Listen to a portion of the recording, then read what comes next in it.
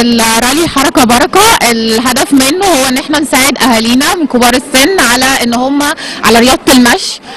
الحضور النهارده مش بس كبار السن، كبار السن بيحضروا مع اسرهم ومع اهلهم، ويعني مثلا بتلاقي حد جاي مع ابن مع حفيد، كلهم جايين علشان يفضوا نفسهم النهارده انهم يساعدوهم ويشجعوهم على رياضة المشي، وعلى فكرة انه احنا طول الوقت مشغولين، فاحنا النهارده مفضيين نفسنا علشان نيجي معاكم ونشجعكم ونقول لكم ان احنا موجودين معاكم النهارده، وشكرا على كل تعبكم. احنا بنعمله المفروض كل سنه، هو حدث سنوي بيتكرر كل سنه، والمفروض انه احنا عملنا سنه 2024 اول رالي لينا كان 2022، وبعدين عملنا 2024 ودي السنه الثالثه 2026. انا اول مره اشارك، وهو نشاط خاص بكبار السن.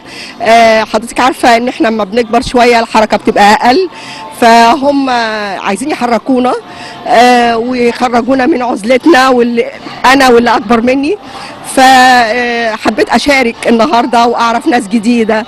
النهارده حبيت ان انا اكون مساهمه فعال، فحبيت اجي وبعدين استفيد كمان صح ونشاط. نمرة 1 تحيا مصر، بداية تحيا مصر تحيا مصر. أنا عايشة من أيام الملك فاروق، إحنا في العصر الذهبي بتاع حياتنا، في العصر الذهبي عندنا مشاكل وماله، بس يكفي الأمن والأمان اللي إحنا قاعدين.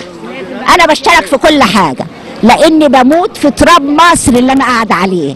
أول مرة أشترك يا فندم. بشترك في كل حاجة، أي حاجة في عاملاها مصر بشترك عشان أقول أنا مصرية، وإن لم نكن مصرية أتود أن أكون مصرية. الرالي ده أعظم حاجة بنعملها، بنعمله كل سنتين، وعملناه سنة 22 و24 والسنة دي 26، وبنأمل إن احنا بعد كده نعمله كل سنة.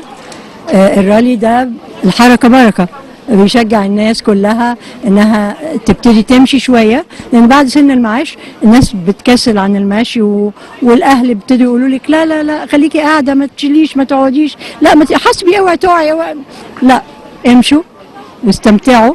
احلى سن هو بدءا من المعاش، حياه تانية بتبتدي حياه مختلفه تعملوا فيها كل اللي كان نفسكم تعملوه وانتوا بتشتغلوا وعندكم اولاد بتراعوهم مش فاضيين تعملوا حاجه.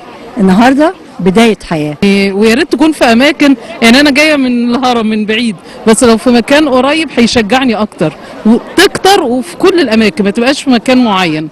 فكره رائعه. يا ريت كل كبار السن وحتى صغار السن يجوا يشاركوا في الماراثون علشان يتعرفوا على الناس ويتبسطوا، يوم جميل ان شاء الله. فالواحد بيعمل لنفسه مجتمع جديد ما دام في حياه، لكن الواحد هينعزل هيعيا وهيكتئب وحركته هتقل وصحته هتتاخر، فلازم يبقى في نشاط، لازم الواحد يعمل لنفسه حياه ويجدد.